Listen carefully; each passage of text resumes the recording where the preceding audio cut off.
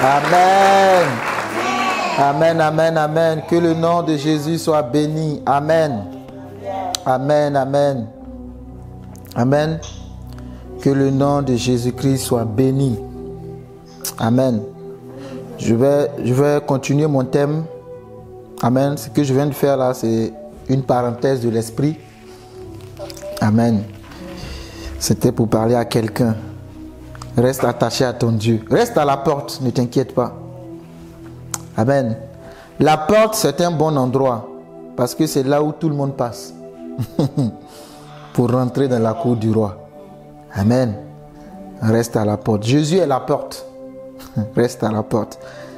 Tu rentreras dans ce qui a été prévu pour toi au nom de Jésus. Amen.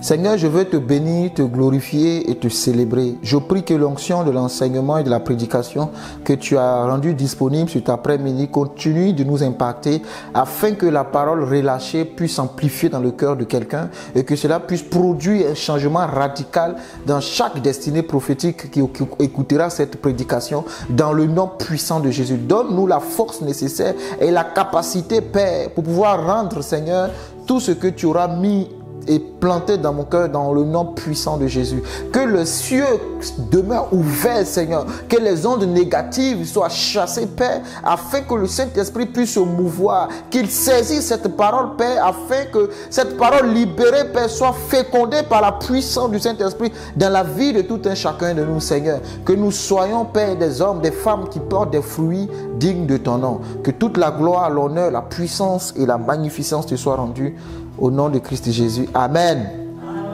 Amen, amen. Nous allons continuer. Amen. Et j'ai commencé un thème que j'ai intitulé avec Luc chapitre 8, verset 11. La sémence, c'est la parole de Dieu. Amen. La sémence, c'est la parole de Dieu. Nous avons lu Luc 8, que je vais relire pour toi. Et je vais essayer de continuer un peu. C'est un thème qui est rempli de beaucoup de choses. Donc, on va tout doucement. Amen. Afin de saisir la portée de ce que le Seigneur veut nous enseigner. Luc chapitre 8.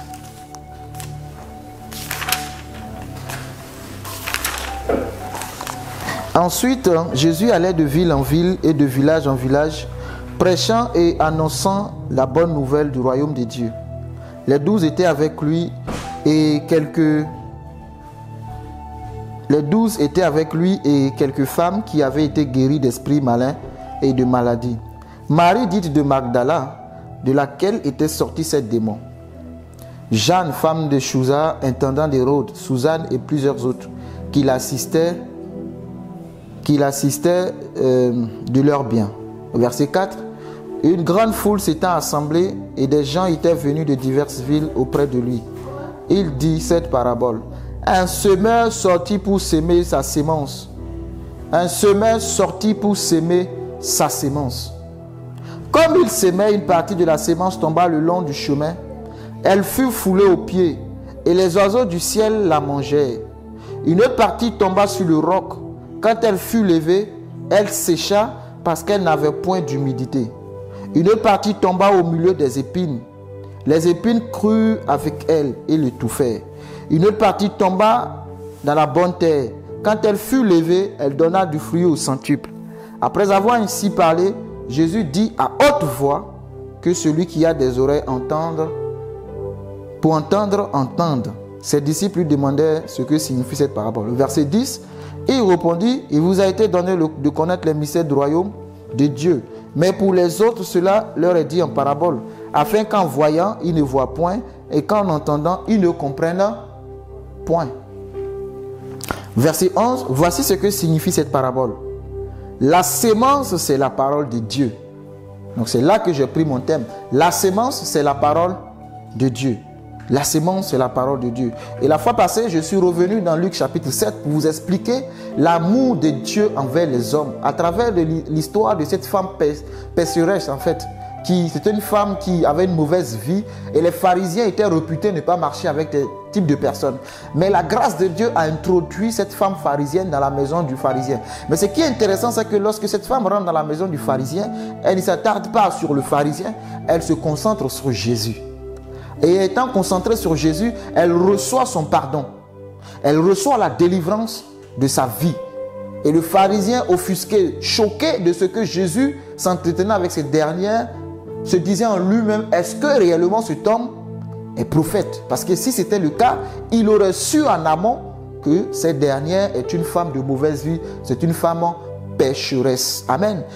Et à travers cette histoire, nous apprenons que Dieu en effet est venu, comme lui-même le stipule dans les écrits, il est venu pour les pécheurs, pour les hommes injustes. Amen. Et il a terminé en disant à cette femme, à ce pharisien que celui à qui on pardonne beaucoup aime beaucoup. Mais c'est celui à qui on pardonne peu aime peu. Amen. Et Jésus-Christ nous a pardonné beaucoup. Et il nous aime beaucoup. C'est pour cela, nous étant pardonnés, nous devons aimer Jésus-Christ aussi beaucoup. Amen. Et il a dit à cette femme, va ma fille, va femme, car ta foi t'a sauvé. Parce que le salut n'est possible que par la foi. C'est la foi en Jésus-Christ qui nous garantit le salut. Éphésiens 2:8 dit, nous sommes sauvés par la grâce au moyen de la foi. Ce ne sont pas vos œuvres afin que personne ne se glorifie. Ce sont les œuvres de notre Seigneur Jésus-Christ. C'est-à-dire l'œuvre accomplie à la croix. Et nous y croyons, alors nous avons le salut. Amen. Donc je veux poursuivre sur cette lancée. Et ici, le verset 11, le qui m'intéresse, vous voyez quand vous lisez cette parabole du semeur, Jésus en donne l'explication parce que les disciples ont posé la question. Amen. J'aime les disciples de Jésus parce que quand ils ne comprenaient pas certaines choses, ils posaient la question à Jésus, même quand c'était difficile. Parce que des fois, Jésus répondait avec des paroles un peu difficiles qui fouettaient un peu la chair. Et la chair n'aime pas ça. Mais les disciples ne cessaient de poser à l'image de Pierre, qui prenait toujours la parole pour comprendre les choses du royaume. Amen. Donc les disciples vont demander à Jésus, qu'est-ce que cette parabole signifie? Et qu'est-ce que cette parabole signifie? Jésus va leur dire l'explication. Amen. Donc on connaît l'explication. Mon but dans cet enseignement, ce n'est pas de te donner l'explication de la parabole du semeur. Parce que Jésus l'explique. Mais en m'appuyant sur la parabole du semeur, je vais t'envoyer dans une autre dimension. Amen. Pour que tu comprennes que la sémence qu'il te faut, ce n'est rien d'autre que la parole de Dieu. Alléluia. Qu'en fait, ce n'est rien d'autre que la parole de Dieu. Et c'est cette parole qui s'est manifestée. Elle est devenue chair. Elle a pris le nom de Jésus. Parce que Jésus n'est pas né d'une relation entre un homme et une femme. Mais Jésus est né de la puissance du Saint-Esprit. Pourquoi? Le Saint-Esprit se sert toujours de la parole de Dieu pour féconder. Si tu n'as pas la visitation du Saint-Esprit et que tu as la parole sans le Saint-Esprit, il te sera difficile d'enfanter. Parce que lui se sert toujours de la parole pour féconder. Le Saint-Esprit se sert toujours de la parole de Dieu. L'apôtre Paul nous dira dans Éphésiens 6 que l'épée de l'Esprit, c'est la parole. Amen. C'est la parole qu'il te faut. Donc Jésus dit, en disant cette parabole, la sémence c'est la parole. Pourquoi? Parce que lui, il sait que lui-même, Jésus, il est une sémence appelée la parole. Il a été Jésus qui est cette sémence devenue chair, la parole. Jean chapitre 1, au commencement était la parole était avec Dieu, la parole était Dieu. La parole a pris une forme. Et à la croix, qu'est-ce qui s'est passé? Il a dit Tételestai, qui veut dire quoi? Tout est accompli. C'est-à-dire, en d'autres termes, Jésus a accompli la parole libérée en Jean 3,16. Écraser la tête du serpent, du diable. Vous voyez? C'est ça la sémence. Amen. C'est ça la sémence. Mais je fais le détour, les contours pour faire asseoir des bases sur Christ qui est le roc. Amen. J'avais dit là aussi la fois dernière que quand on vient à Jésus, ne viens pas chercher le pain et le poisson. Amen. C'est bien si tu es attiré par le pain et le poisson, parce que les poissons dans l'eau sont attirés par ce que le péché met au bout de la maison, l'appât, et ça les prend. Jésus aussi a sa stratégie de t'envoyer dans le Père. Hein? Il va utiliser certaines choses, la maladie, la misère, la pauvreté, le manque, la nudité, toutes ces choses-là. Et tu vas dire, Seigneur, j'ai besoin de toi, sauve-moi. Pour qu'il soit d'abord ton Seigneur, il faut qu'il soit ton sauveur. Il t'a sauvé de quelque chose, il t'a délivré de quelque chose. Et quand tu en prends conscience, tu ne t'arrêtes pas à ce niveau. Tu dis, maintenant tu deviens mon Seigneur. Je peux me prosterner devant toi et t'adorer. Parce que j'ai vu ce que je n'ai vu nul autre ailleurs faire. Sois mon Seigneur. Amen. Sois mon Seigneur. Alléluia. Et je vous avais dit qu'on allait continuer sur cette lancée. Amen. Et Amen. Souvent, il y a ces questions-là qui reviennent et je vais dire ma part de vérité de ce que je sais. En parlant de certains serviteurs, il y a des chrétiens qui sont étonnés que lui disent, bon, tel homme de Dieu il est faux, tel homme de Dieu il est ceci, mais qui remarquent quand même une certaine manifestation de la puissance de Dieu, si on peut le dire ainsi, dans la vie de cet homme-là. Mais laissez-moi vous dire que la puissance de Dieu est un don. Amen. C'est le Saint-Esprit, quand il vient en toi, il te donne des dons. Et les dons te donnent la capacité d'opérer. Or, tout ce qu'on appelle don, c'est un don. Je prends un exemple pour que nous puissions comprendre. Je peux te faire un don d'un téléphone portable, n'est-ce pas? Je te fais un don d'une voiture. Je dis, Yves, je te donne une voiture gratuitement. C'est un don que je t'ai fait. Pendant que je te faisais le don, nous étions en bon rapport, n'est-ce pas? Nous étions en bon terme. Notre relation était au bon fixe. Maintenant, par la suite des temps, il peut arriver un événement, quelque chose qui fait que notre relation se brise. Je vous pose la question, est-ce que je dois aller récupérer le don que j'ai fait à Yves? Celles et ceux qui sont en ligne, la question est posée. Vous me recevez, j'espère. Amen. Est-ce que le don que j'ai fait, est-ce que je dois le récupérer? C'est un don. Quand vous prenez Satan lui-même, Satan ne s'est pas créé. Son nom, ce n'était pas Satan. Son nom, c'était Lucifer, ange de lumière, astre brillant. Satan n'a rien inventé. Il n'est l'auteur de rien du tout. Mais comment est-ce que Satan continue de manifester? Satan est puissant, il ne faut pas blaguer avec lui. Hein. C'est pas parce que... Non, blague pas avec lui. Reconnais sa place, mais reconnais que ton Dieu est le créateur qui est au-dessus de lui. Amen. Il ne faut pas dire que non, moi je suis fort. Non, non, non. Connais Dieu, connais ton ennemi, connais toi-même. Ça, c'est mon principe, moi. Donc, Satan a toutes ces choses-là. Il est l'astre brillant. La Bible dit, c'est lui si je peux le dire ainsi, qui gérait l'orchestre. Quand on parle de louange, adoration, là, il n'y a pas l'homme pour lui, pour parler comme les Ivoiriens.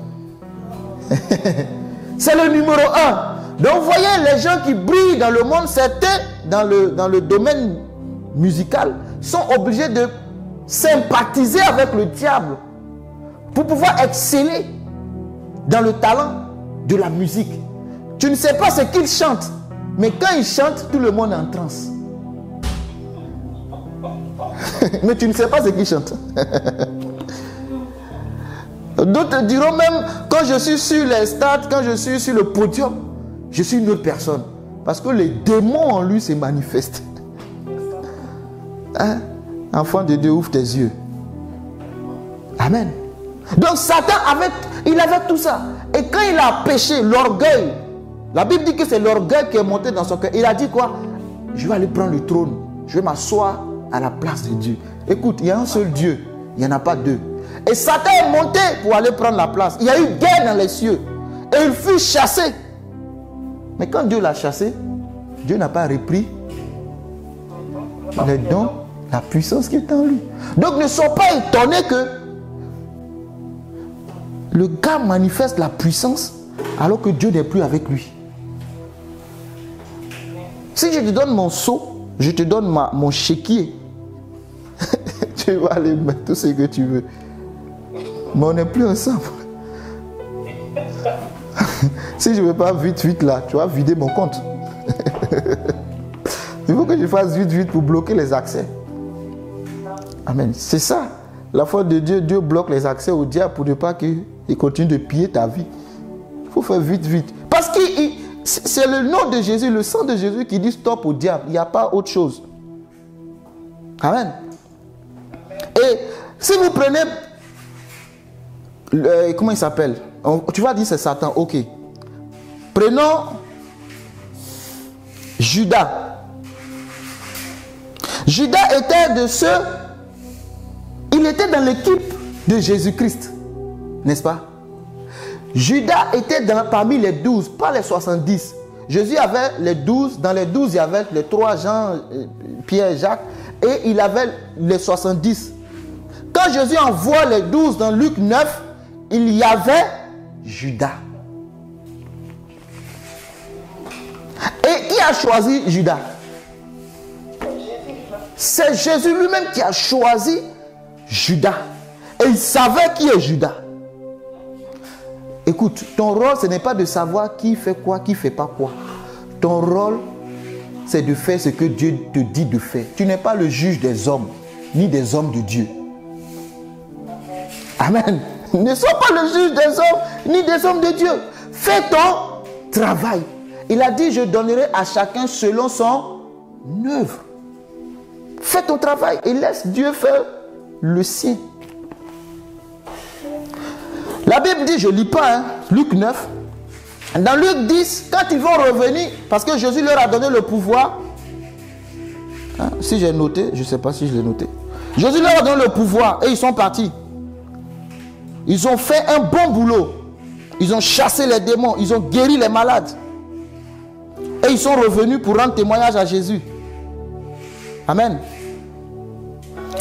Quand ils sont venus, ils ont dit, Seigneur, Jésus, là où on est parti, ta puissance est manifestée. Les démons sont obéissaient en ton nom. Jésus leur a dit, Jésus était là. Vous savez, Jésus n'est pas étonné, bon, parce que pour lui, voilà quoi. Hein? Lui, il mange caviar tous les jours, tu lui parles de caviar. Bon, hein? C'est toi, pour la première fois, tu manges le caviar, tu es excité. Sinon, celui qui mange ça tous les jours, bon. Oui. Et ils étaient excités de raconter les exploits à Jésus. Jésus dit, c'est bien les gars. Mais Jésus a dit une chose très intéressante.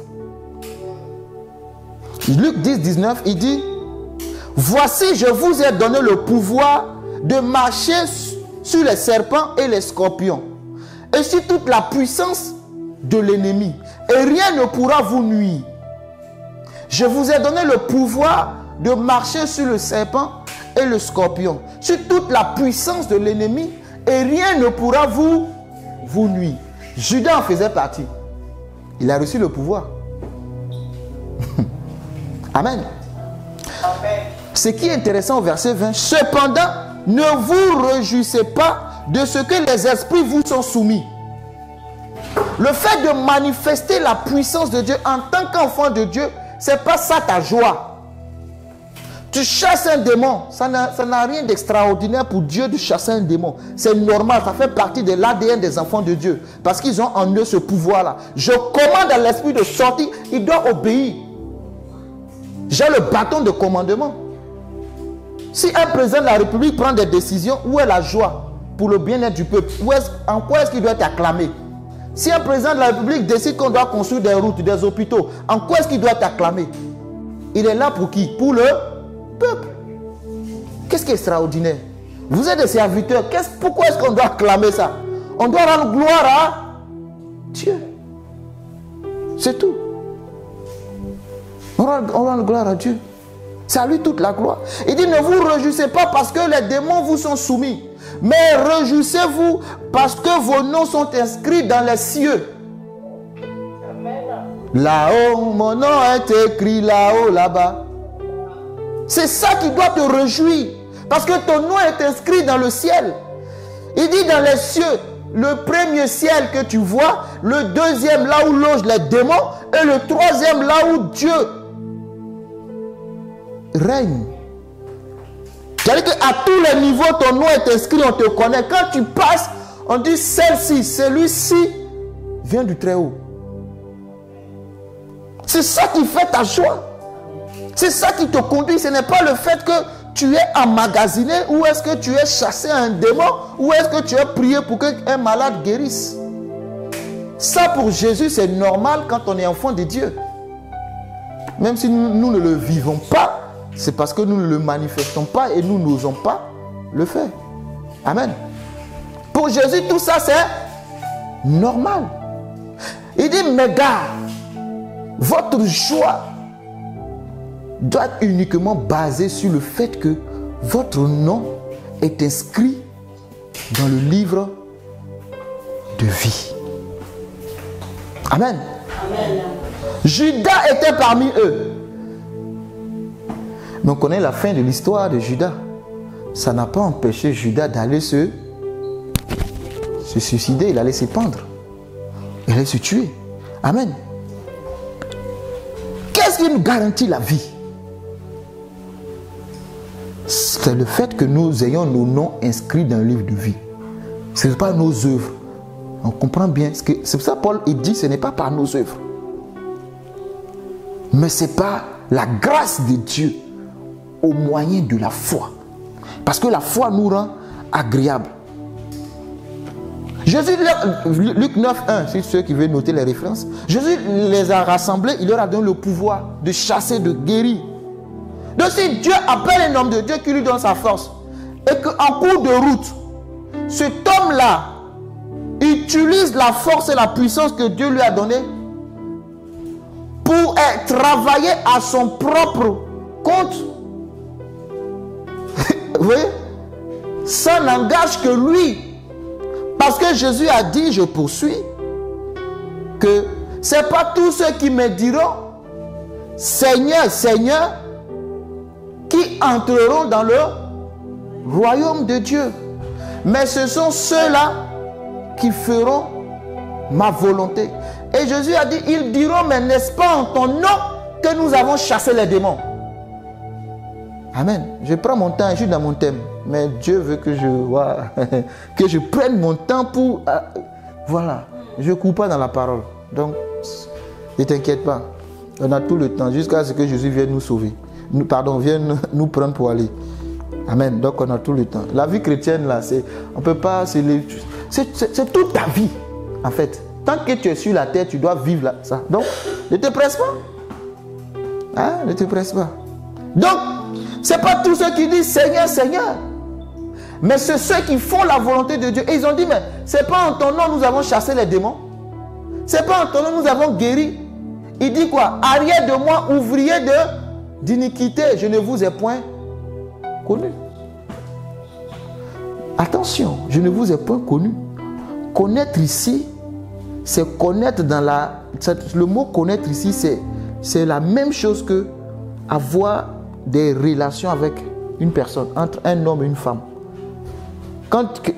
Quand vous voyez, la Bible dit Abraham connut Sarah. C'est dans ce même sens-là. Et Isaac est sorti. Il faut connaître Dieu. C'est-à-dire qu'il faut que Dieu et toi, vous deveniez un.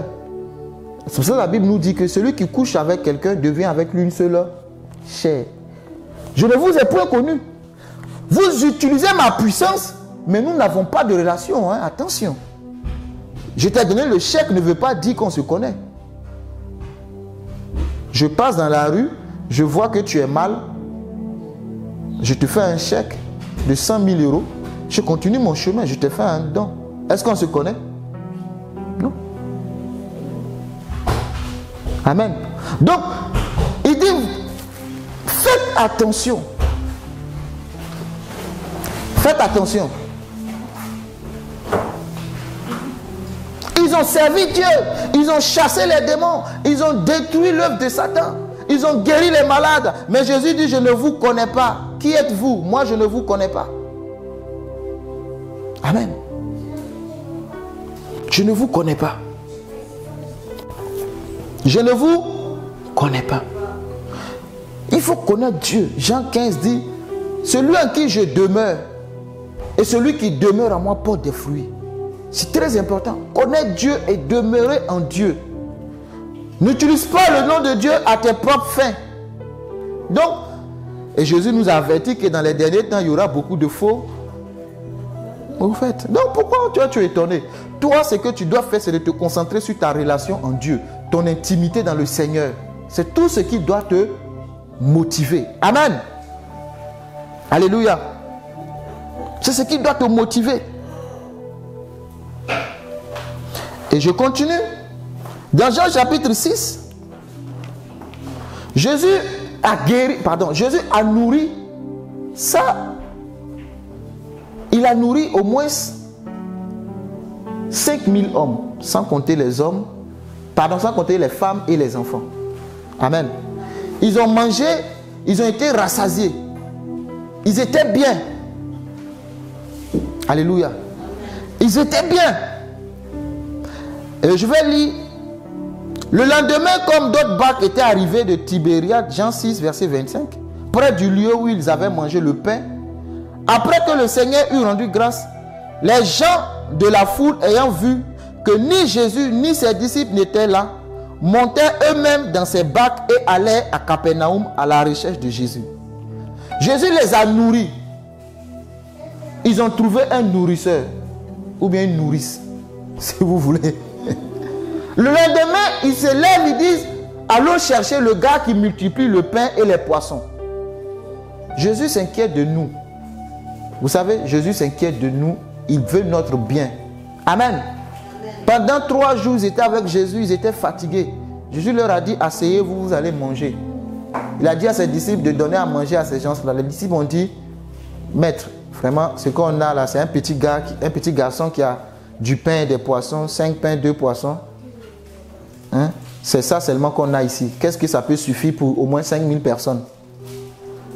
Oui? Jésus dit, faites-les asseoir. Et la position assise, c'est la position de récupération. Jésus n'a pas dit qu'il reste debout. Quelle est la meilleure position pour manger? C'est assis. Nous avons été ressuscités avec lui et nous sommes assis en Jésus-Christ dans les lieux célestes. Quand tu es assis, tu tiens longtemps. Là, moi, je suis en train de prêcher, je suis arrêté. Je commence à être fatigué, mais toi, tu es assis.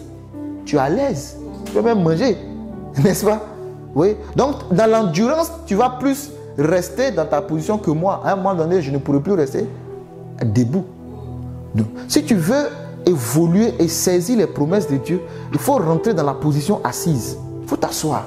Parce que quand tu es assis, ton poids est supporté par la chaise.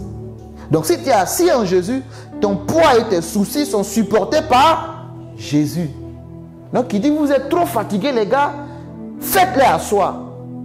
Et ils se sont assis pour se reposer. C'est la position du repos. La vie chrétienne est une vie de repos. On rentre dans le repos parce que nous sommes assis en Jésus. Et qui fait les mouvements? Ce n'est pas nous qui bougeons, c'est Jésus qui bouge. Nous sommes assis et c'est lui qui bouge en nous. Amen. Et lorsqu'il bouge, nous bougeons. S'il ne bouge pas, nous ne bougeons pas. C'est ça la position assise. Amen. C'est ça la position assise. Donc, ils se sont assis, ils ont mangé.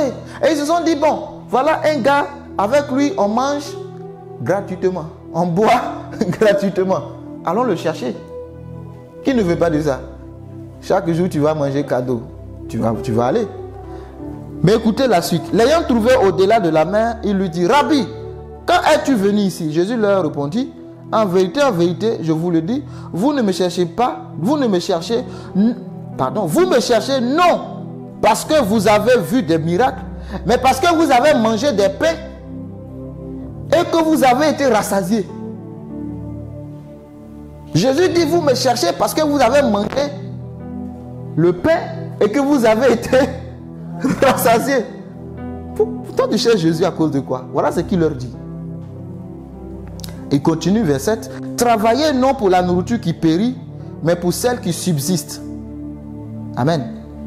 Mais pour celle qui subsiste, pour la vie éternelle. Et que le Fils de l'homme vous donnera. Car c'est lui que le Père, que Dieu a marqué de son sceau. Vous me cherchez à cause du pain. Vous me cherchez à cause du poisson. Mais ce que je veux vous dire, c'est que ne me cherchez pas à cause du pain et à cause du poisson. C'est un rapport avec la parabole du semeur.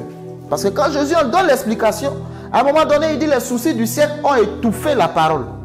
Parce que si tu cherches le pain, si tu cherches le poisson, si tu cherches le vin, tu ne cherches pas Dieu, mais tu cherches Dieu pour ce qu'il donne et non pour ce qu'il est, tu risques de faire naufrage à la foi. Parce que Paul a dit à certains de ces gars qui l'ont abandonné, il dit ils ont fait naufrage à la foi à cause de leur mauvaise conscience. Il y a d'autres, à cause du souci du siècle présent, ils ont fait naufrage à la foi. Alléluia. Mais quand tu viens en Christ, c'est vrai, c'est le pain que tu veux. C'est vrai, c'est le poisson que tu veux. Parce qu'il faut qu'il te sauve quand même. Un ventre creux ne peut rien écouter. Amen. C'est difficile. Donc il va te donner. Mais il ne veut pas que tu t'arrêtes à ce niveau. Il veut être le Seigneur de ta vie. Il veut que tu t'asseyes en lui et que tu le laisses bouger avec toi. Alléluia. C'est ce qu'il veut pour toi. Amen. C'est ce qu'il veut pour toi. Et je vous ai dit qu'on n'a pas besoin de venir à Jésus pour avoir le pain et le poisson. Ceux qui n'étaient pas parmi les 5000, est-ce qu'ils ont dormi le ventre creux? Ceux qui sont restés au village? Non, ils ont mangé. Ils n'ont pas suivi Jésus, mais ils ont mangé. Oui. Donc suivre Jésus, c'est pour le salut. Et il le dit pour la vie éternelle. Cherchez le pain. Et lui, il est le pain, le véritable pain. Verset 28, il leur dit, que devons-nous faire pour faire les œuvres de Dieu? Que devons-nous faire pour faire les œuvres de Dieu? Il y a trop de faire. En Jésus-Christ, il n'y a pas faire pour faire. C'est Dieu qui fait. Ce n'est pas moi qui fais. C'est lui qui fait parce que je suis assis en lui. Il pose la question, que devons-nous faire pour faire l'œuvre de Dieu? Que devons-nous faire pour faire? Amen. Il n'y a pas de que devons-nous faire pour faire. Mais qu'est-ce que lui, il a fait pour que moi je fasse?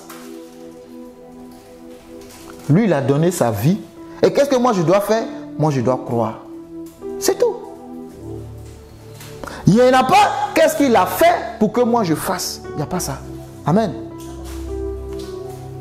Parce que Jésus, lui, il a tout fait. Tu n'as plus rien à faire. La grâce que Dieu te donne, tu la manifestes par la foi. Amen. Tu n'as pas à faire autre chose que de manifester la foi. Que devons-nous faire pour faire les œuvres de Dieu? Arrête de vouloir faire pour faire. Laisse Dieu te conduire parce que lui l'a déjà fait. Assieds-toi en lui. Amen. Jésus lui répondit, l'œuvre de Dieu, c'est que vous croyez en celui qu'il a envoyé. Croire, la foi. L'œuvre de Dieu, c'est de croire. C'est pas de faire, mais c'est de croire. Tu crois que le malade peut guérir? Oui. Lève-toi au nom de Jésus. Voici l'œuvre de Dieu. Tu crois que le mort peut ressusciter? Oui. Lève-toi au nom de Jésus. Voici l'œuvre de Dieu. L'œuvre de Dieu, c'est de croire. L'œuvre de Dieu, c'est pas de faire. L'œuvre de Dieu, c'est de croire. Si tu fais sans croire, tu ne fais pas l'œuvre de Dieu. Amen. Quel miracle fais-tu donc? Lui dit-il, afin que nous le voyions et que nous croyons en toi. Que fais-tu? Nos pères ont mangé la manne dans le désert. Selon ce qu'il est écrit, il leur donna le pain du ciel à manger.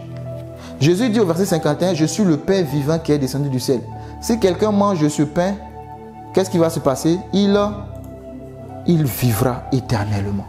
Et le pain que je donnerai, c'est ma chair que je donnerai pour la vie du monde. Voici le pain à manger. Le pain de vie, Jésus-Christ. Si Jésus t'a guéri, si Jésus t'a sauvé des situations, si Jésus t'a béni, je bénis son nom pour ce qu'il fait. Mais il ne t'arrête pas à ce niveau. Il faut que tu puisses connaître Dieu. Il faut que tu arrives à la dimension de Seigneur. Que Jésus soit le Seigneur de ta vie. Que tu aies une relation avec lui. Qu'il ne dise pas, je ne te connais pas arrière de moi. Amen. Il dit, il y aura des grincements dedans. Il y aura des pleurs et des grincements dedans. Seigneur, Seigneur, Seigneur. Il dit, c'est trop tard. Et pendant qu'il est temps,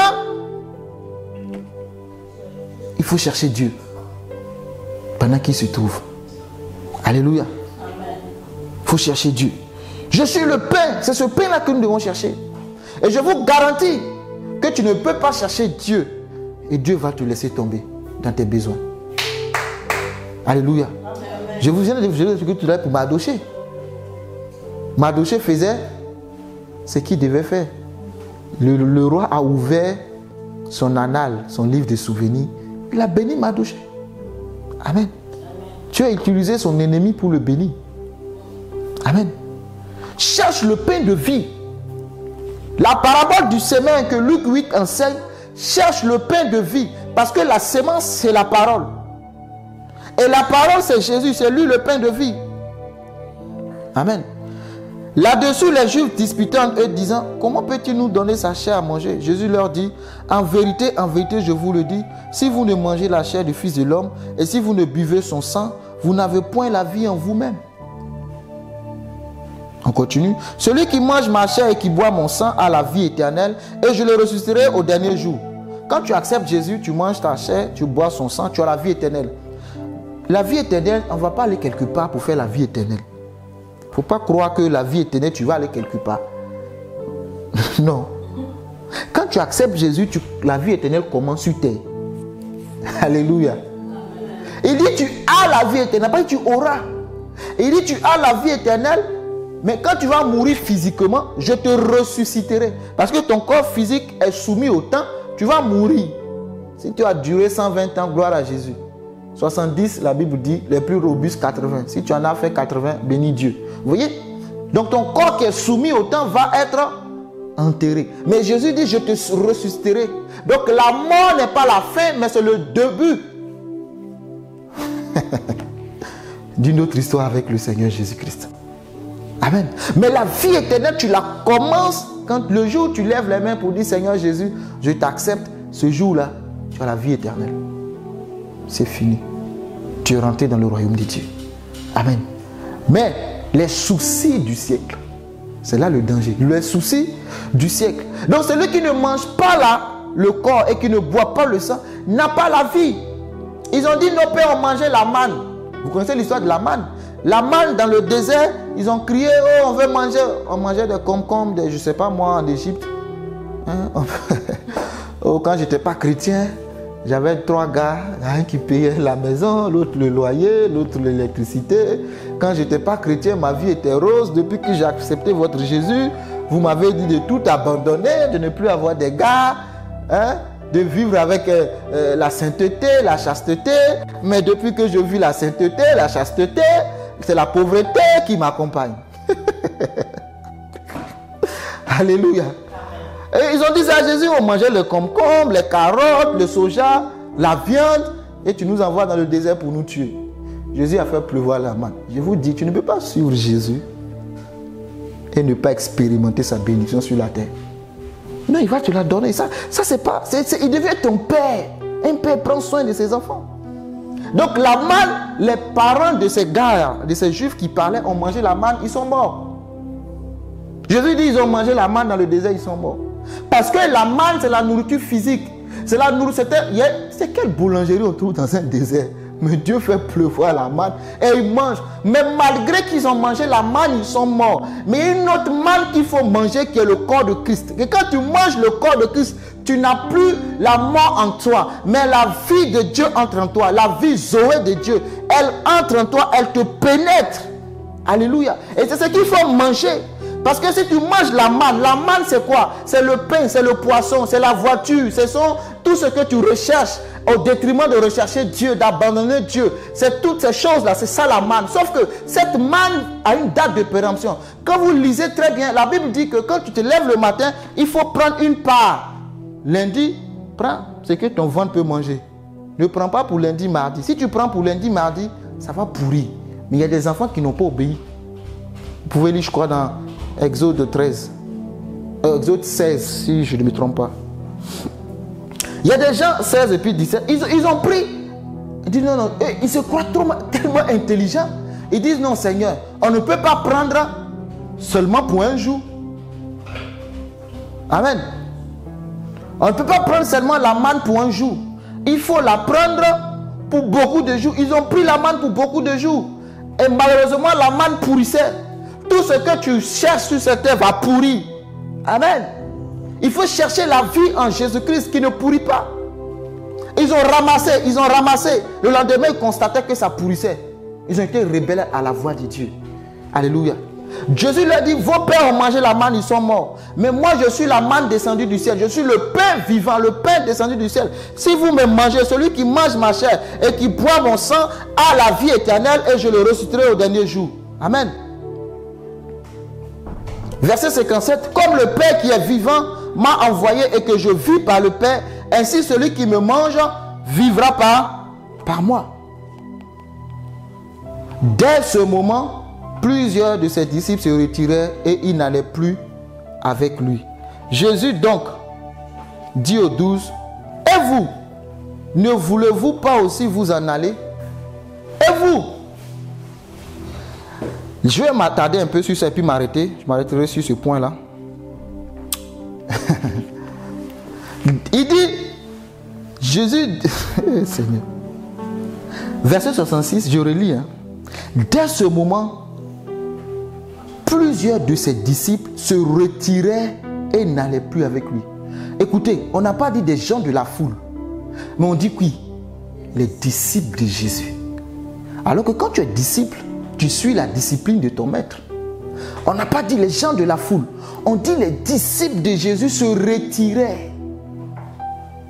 Plusieurs de ses disciples se retiraient. On n'a pas dit le nombre, mais on dit plusieurs. Si on dit plusieurs, c'est qu'il y en avait assez. Plusieurs de ses disciples. Pourquoi? Parce que pour eux, il n'est pas concevable de manger Jésus qui dit qu'il est le pain. Or, le pain ici, ça devient de la nourriture solide. C'est consistant. Le pain ici, c'est la parole de Dieu. C'est Jésus-Christ lui-même. Il faut le manger. Jésus dit, ne me suivez pas pour le pain, la manne, le poisson, mais suivez-moi pour la parole. Suivez-moi pour ce que je vais vous donner qui produit la vie. Ils ont dit, Jésus, nous on ne te suit pas pour une histoire de manger ton corps. Nous on te suit parce que tu donnes le poisson et le pain de la boulangère. Dès lors où tu n'es plus capable de le faire, enfin, dès lors où tu dis que le plus important, c'est ton corps et ton sang, bye bye. Pourquoi tu suis Jésus? Qu'est-ce qui fait que tu suis Jésus? Si Jésus décide de te perclure des pieds, est-ce que tu vas continuer de le suivre? Si Jésus t'enlève 2 bras, est-ce que tu vas continuer de suivre Jésus? Si Jésus te perce les yeux, est-ce que tu vas le suivre toujours? Si Jésus t'arrache la voiture que tu roules, est-ce que tu vas continuer de le suivre? Si Jésus t'enlève ce que tu as de précieux, est-ce que tu vas continuer de le suivre? Ce sont des questions que je pose. Mais que chacun de nous examine sa relation avec Dieu. Pourquoi? Parce que ce qui va te garantir le non inscrit, c'est ta foi manifeste en lui. Or, quand tu as la foi, tu fais ce que Dieu te dit de faire. Amen. Au verset 67, Jésus donc dit aux 12, et vous? Les 12 avec qui il a commencé? Les piliers de Jésus. Et vous? Simon-Pierre lui répondit, non. Et vous, n'allez-vous pas aussi? Ah, partez, allez-y. Vous savez, Jésus ne force personne à le suivre. Non. Si demain tu dis, Jésus, je ne te suis pas, je te garantis qu'il ne va pas te courir après. Quand je médite les évangiles, je n'ai jamais vu Jésus poursuivre quelqu'un pour le suivre. Si tu es un chrétien qu'on doit courir derrière toi, je pense que tu n'as pas encore accepté Jésus. On doit tout le temps t'appeler pour courir derrière toi, où tu es, où tu es. Où tu es, où tu es. Pour les choses de Dieu, mon frère, ma soeur, tu n'as pas encore accepté Jésus. Enfin, Jésus n'est pas encore entré dans ta vie. Amen. Jésus a dit, vous les 12 là, vous faites quoi? Arrêtez, partez.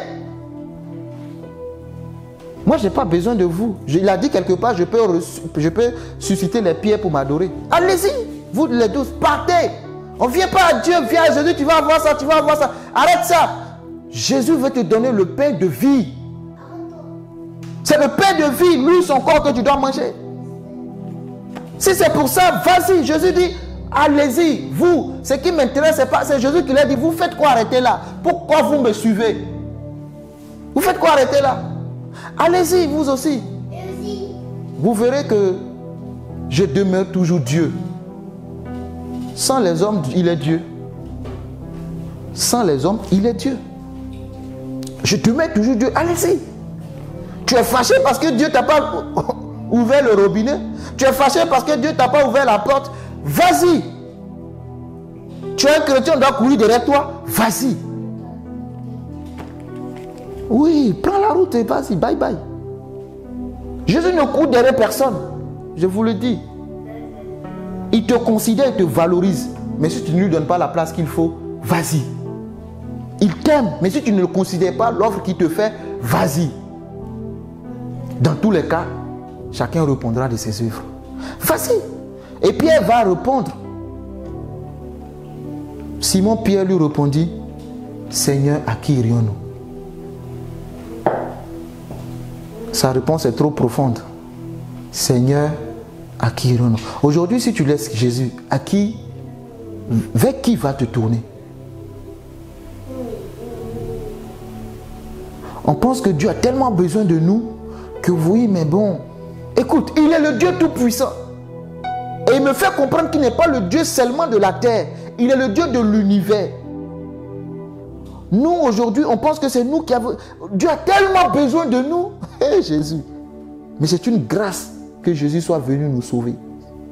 Il a dit à Moïse, Moïse, écoute, ce peuple m'est rebelle. On va faire un nouveau deal. Je vais les tuer, les détruire et je vais refaire un autre peuple à partir de toi. Moïse a dit non. Dieu peut détruire. Il est allé avant Moïse. Il a venu trouver Noé. Il dit Noé, fais l'arche. Ce peuple-là, la terre corrompue, je vais détruire. Il a détruit toute la terre. Il a gardé 8. Vous pensez que Dieu cherche le nombre? Dieu ne cherche pas la quantité, il cherche la qualité. Dans une sémence, on ne cherche pas la quantité. Dans une sémence, on cherche la qualité. Si tu as un sac d'arachide et que dans ton sac d'arachide, tu en as que 2 bonnes graines, tout le reste est pourri, tout le sac est pourri. Les graines pourries, si tu les mets en terre, rien ne va pousser. C'est les graines en bonne santé, quand tu les mettras en terre, qui va pousser. C'est cette sémence-là que Dieu veut. Vous pensez que c'est le nombre? Dieu, lui le Tout-Puissant, il a détruit toute une génération au temps de Noé pour en garder que 8, Noé et sa famille. Vous pensez que Dieu court derrière les gens? Arrêtez de penser et de croire que c'est Dieu qui court derrière nous. C'est une grâce qu'il nous a faite. Saisissons cette grâce et valorisons la grâce de Dieu dans nos vies. Redonnons-lui la place qu'il faut. Lui qui a choisi les 12 disciples dit, vous faites quoi? Arrêtez. Les gars, partez comme les autres. Je continuerai sur l'œuvre. Alléluia. Mais Pierre dit, à qui irions-nous? Pose-toi la question, si Jésus-Christ me laisse, à qui irai-je? Si j'abandonne Jésus, où irai-je? Tu as les paroles de la vie. Je t'ai dit en Genèse 3, 15, la sémence de la parole. Il a dit quoi? Tu as les paroles de la vie. Tu as ce qui produit la vie. Tu as une sémence en toi. Quand je vais la planter, elle va produire. Tu as les paroles de la vie. Et nous avons cru et nous avons connu. Connaître. Nous avons cru et nous avons connu que tu es le Christ, le Saint de Dieu. Tu produis la vie. Si moi, Pierre, pécheur que j'étais, pécheur de poissons, même pécheur, parlant des péchés des hommes, j'ai laissé ma pêche, tu m'as pris. Tu m'as dit de te suivre, que tu vas faire de moi un pécheur d'homme. Si je te laisse, alors que j'ai laissé, à qui irai-je? Jean et Jacques ont laissé leur père, ont laissé leur filet. Ils ont suivi Jésus. Si on te laisse Jésus, alors qu'on a abandonné notre entreprise, à qui irions-nous? C'est un chemin, pour Jésus, c'est un chemin aller sans retour. Quand tu rentres dans ce chemin, c'est pour aller. Donc les 12 ont compris. Nous avons connu. La relation que nous avons avec toi nous a fait connaître que tu es le Fils de Dieu, tu es le Saint de Dieu, tu es le Christ. Il n'a pas dit tu es Jésus, Sauveur, tu es le Christ, tu es Dieu, tu es la divinité, tu es le Ouin, tu as les paroles de la vie. Nous avons dépassé le stade de tu es Jésus pour nous donner le poisson, pour nous donner le saka-saka. Ah, tu vas comprendre comme ça, non? Ou pour nous donner quoi encore? La tchéké ou la loco. Tu parles de Dieu seulement qui va nous donner le pain parce qu'on a mangé le pain à la veille avec toi. 12 paniers, chacun avait un panier. Quand tu suis Jésus, tu manges à satiété. Tout le peuple a mangé. La Bible dit rester 12 paniers. Chacun pouvait rentrer chez lui avec un panier. Ils étaient 12 pour dire à leurs parents, voici un panier, mangez, soyez rassasiés. Ce n'est pas un souci pour Dieu. Et Dieu veut te bénir dans l'abondance, ce n'est pas un problème pour lui. Mais il dit, vous les 12, vous faites quoi arrêter? Pierre dit, je ne peux pas partir. Nous avons connu que tu es le Christ. Est-ce que tu le connais en tant que Christ ou tu le connais seulement en tant que Jésus? Nous avons connu que tu es le Christ, le Saint de Dieu. Nous sommes rentrés dans une relation, une intimité avec toi qui fait que ce n'est pas possible. Mais malgré tout ça, il y a un homme, Judas, qui allait se pendre. À cause de quoi? Des soucis du siècle présent. Pourquoi il s'est pendu? Les pièces d'argent. Il a trahi Jésus. Faites attention à la séduction de ce monde. Faites attention à la séduction de ce monde. Les brebis viendront, pardon, les loups viendront, les mercenaires. Il dit, je suis la porte. Celui qui veut entrer, entre par la porte. Le voleur n'entre pas par la porte. Alléluia. Matthieu 7 dit, entrez par la porte. Elle est étroite, elle est resserrée, elle est mince. Peu de personnes la trouvent. Peu de personnes. Ce n'est pas ceux qui courent dans l'église qui ont Jésus comme leur Seigneur. Beaucoup ont Jésus comme leur sauveur. Leur sauveur des factures de fin de mois. Leur sauveur pour leur mariage, pour leur foyer. Leur sauveur pour leur compte bancaire. Leur sauveur pour leur maison, leurs enfants. Ce n'est pas mauvais. Mais il faut que tu puisses dire, nous avons vu et nous avons connu que tu es le Christ. Nous sommes rentrés dans une autre dimension. Entre par la porte. Peu de personnes trouvent cette porte-là. Mais large, spacieux, grande est la porte qui mène à la perdition. Il y a beaucoup de séduction dans ce monde. Même dans le corps de Christ, il y a beaucoup de séduction. Alléluia. Il y a beaucoup de séduction. Jésus leur dit, en vérité, je vous le dis, je suis la porte. Verset 10, Jean 7, 10. Je suis la porte des brebis. Tous ceux qui sont venus avant moi sont des voleurs et des brigands. Il y a beaucoup de voleurs et de brigands. Vous êtes pillés, vous ne comprenez pas. Si quelqu'un entre par moi, il sera sauvé. Il entrera et il sortira. Il trouvera des pâturages. En Jésus, on trouve toujours des pâturages. Et je prie que Dieu te donne des pâturages, de verts pâturages au nom de Jésus. Parce que tu le suis. Dieu te conduira dans de verts pâturages. C'est le bon berger. Et le bon berger conduit toujours ses enfants dans de verts pâturages. Là où il y a de l'herbe verte en abondance pour qu'ils mangent. Assieds-toi en Christ et reçois tes miracles dans le nom de Jésus. C'est la promesse de Jésus-Christ par la foi. Il dit, le voleur vient. Verset 10, le voleur ne vient que pour dérober, égorger et détruire. Moi je suis venu afin que les brebis aient la vie et la vie en abondance. La vie ici c'est la vie Zoé. Qu'ils aient la vie en abondance, la vie de Dieu en eux. Amen. Le voleur, leur nom à l'époque, les voleurs, vous savez comment on les appelait? Pardon, les faux. Le nom qu'on leur donnait à l'époque c'est klepte. Amen. Quand on te dit tu es un klepte, ça veut dire que tu es un faux enseignant. Il y a beaucoup de faux. Tu es un faux enseignant, tu es un klepte. Et le klepte, c'est celui qui détourne en fait les autres. Donc, j'utilise le nom de Jésus pour satisfaire leurs désirs personnels. Et Paul en a parlé. Le nom est transmis aux faux enseignants. Un klepte, c'est un faux enseignant. Ils n'ont pas besoin d'instruire, mais ils abusent de la confiance pour leur propre gain. Ils abusent. Voilà besoin de témoignages. Le pasteur a abusé de moi, de ma confiance. Il m'a fait ceci. C'est ça. Ils abusent de la confiance. Amen. La séduction. Parce qu'ils sont là pour leur propre gain. Or, Jésus est le chemin, la vérité et la vie.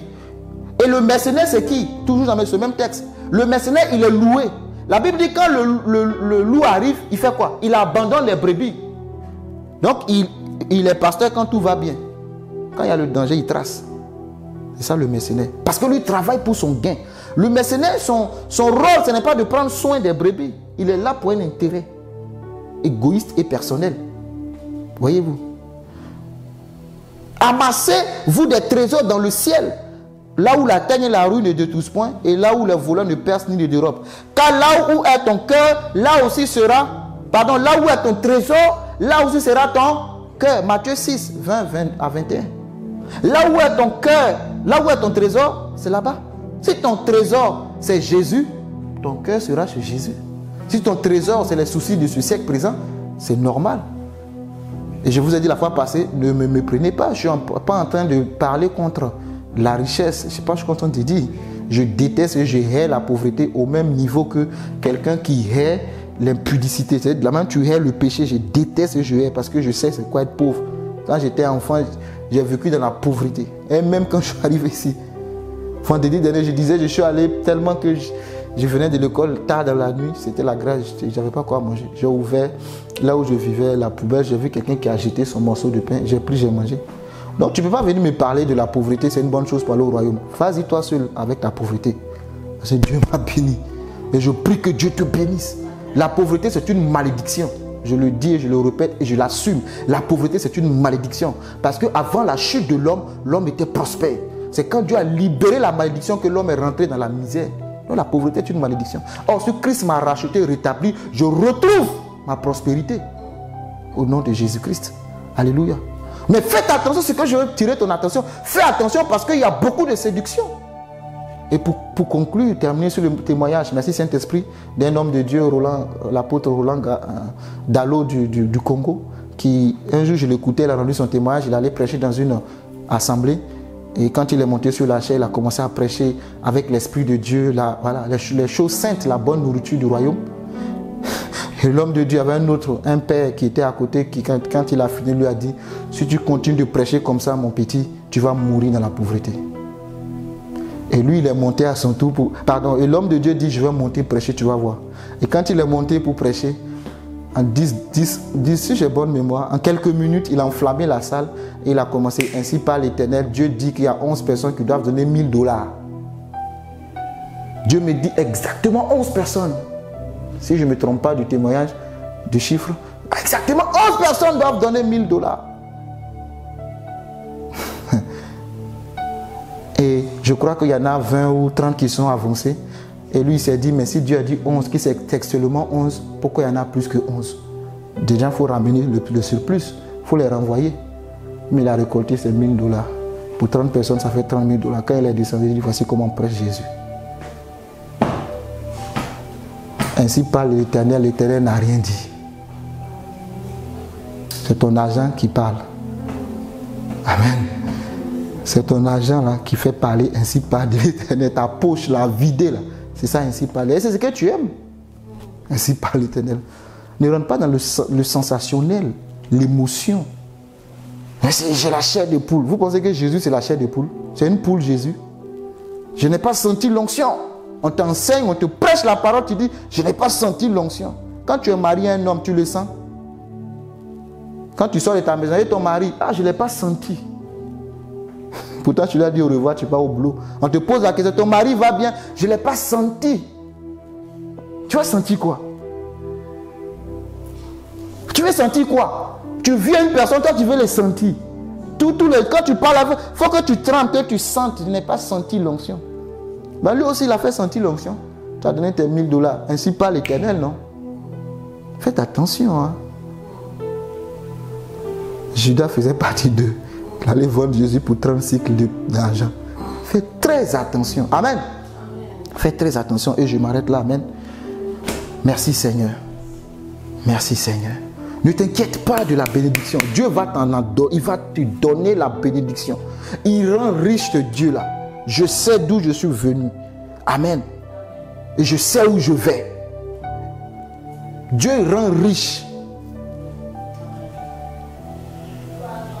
Nos pères, Abraham, Isaac, Jacob, Dieu les a rendus riches. Dieu rend riche. Même Ésaü, qui n'a pas eu la bénédiction de son père, la parole. La sémence, c'est la parole. Parce que Isaac a libéré la parole sur Jacob. La bénédiction de Jacob est allée, il a été béni. Ésaü n'a pas eu ça. Quand Isaac a libéré les paroles, ça semble même des malédictions. Mais quand leur rencontre se fut, les deux se sont croisés. Jacob a décidé de donner des biens, des brebis, des moutons à son frère, son grand frère. Son grand frère dit, fils, petit, laisse. Dieu, moi aussi, Dieu m'a béni, j'en ai assez aussi. Pourtant, il n'a pas reçu la bénédiction de son père. Dieu, ce n'est pas la bénédiction le problème, mais c'est ton cœur qu'il veut. Mais toi, reste prudent. Il y a beaucoup de mercenaires, il y a beaucoup de loups. il y a beaucoup de séducteurs. Amen. Si en prêchant ce message, c'est ça pour ça que tu dois être pauvre, accepte d'être pauvre. Amen. Mais Dieu te dira, assieds-toi sur les vêtements et tu vas manger. Celui qui sait Dieu rentre toujours avec un panier à la maison. Que Dieu te bénisse abondamment et que sa grâce demeure avec toi au nom puissant de Jésus-Christ. Demeure béni, demeure comblé au nom de Jésus. Amen. Nous allons continuer prochainement. Amen. Amen. Amen. J'espère que vous m'avez suivi, celles et ceux qui sont en ligne. Amen. Nous allons nous arrêter là et on va prier. Amen. Tu vas prier pour ton cœur. Seigneur, préserve mon cœur au nom de Jésus. Amen. Préserve mon cœur contre les ruses du diable, les soucis du siècle présent. Amen. Préserve mon cœur. Garde-moi, Seigneur Jésus. Garde mon cœur, garde mes pensées. Garde mon âme en toi, Jésus. Que rien ne me détourne de ton amour, de ta volonté, Seigneur. Que je reste concentré et fixé sur toi, Seigneur. Ô Père, je prie dans le nom puissant de Jésus-Christ. Je prie, Seigneur, garde mon cœur plus que toute autre chose, car de lui viennent les sources de la vie. Je sais que tu m'as béni de toutes sortes de bénédictions. Je sais que tu m'as rendu prospère. Tu m'as donné de l'abondance. Je ne doute pas de cette abondance, Seigneur. Cette abondance m'accompagne. Cette abondance me dirige. Cette abondance est avec moi au nom de Jésus. Je ne crains pas, Seigneur. Je ne doute pas. Je ne m'inquiète pas, Seigneur. Parce que ce que ta bouche dit, ta main l'accomplira, Seigneur. Merci parce que tu accompliras cette promesse, Seigneur, au nom de Jésus. Oui, je vais avoir un cœur intact, Seigneur. Que mon cœur soit toujours entier avec toi. Que rien ne me détourne de toi. Que rien ne m'éloigne de toi, Seigneur. Dans le nom puissant de Jésus-Christ. À toi toute la gloire, la puissance et la magnificence au nom de Jésus. Merci, Seigneur. Merci, Saint-Esprit de Dieu.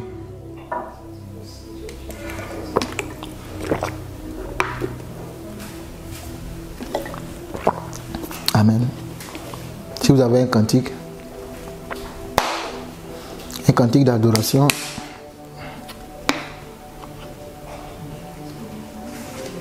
Merci Seigneur, agneau de Dieu est souverain. L'agneau immolé, l'agneau qui a été offert, c'est Jésus-Christ, pour que nous ayons la vie et la vie en abondance. Seigneur, je prie, Amen, je vais prier pour clôturer. Alléluia. Seigneur, merci. Merci pour ta parole qui est la sémence dans nos vies. Merci Seigneur parce que tu nous donnes la vie et la vie en abondance. Tu es l'agneau de Dieu et comme Pierre l'a dit, à qui irions-nous? Tu as les paroles de la vie. Vers qui je vais me tourner, Seigneur? Les paroles que tu procures ne sont pas des paroles de la mort, mais les paroles de la vie, Seigneur. Et merci de ce que tu nous donnes ces paroles et que nous soyons vivants en toi. Aide-nous à nous asseoir en toi et de saisir nos promesses, de saisir nos promesses, de saisir nos promesses, ces promesses que tu nous as faites dans le nom de Jésus. Bénis tout un chacun de nous. Je prie que la bénédiction nous accompagne, la bénédiction qui est ta parole, qu'elle nous accompagne au nom de Jésus-Christ. Garde-nous sains et saufs, Seigneur, tout au long de cette semaine. Et que les pièges et les ruses du diable, les trous, les cercueils, les tempes de Haman, Seigneur Jésus, ne nous prennent point dans le nom de Jésus-Christ. Nous sommes gardés, protégés en toi. Père, que la puissance nous soit accordée, que nous marchions dans cette puissance, que nous régnons dans cette puissance, parce que nous sommes des rois, Seigneur. À toi toute la gloire, au nom de Christ Jésus. Amen. Demeure béni et comblé au nom de Christ Jésus. Amen. Amen. Merci pour vous qui êtes en ligne d'avoir suivi. Amen. Que la grâce de Dieu soit avec vous.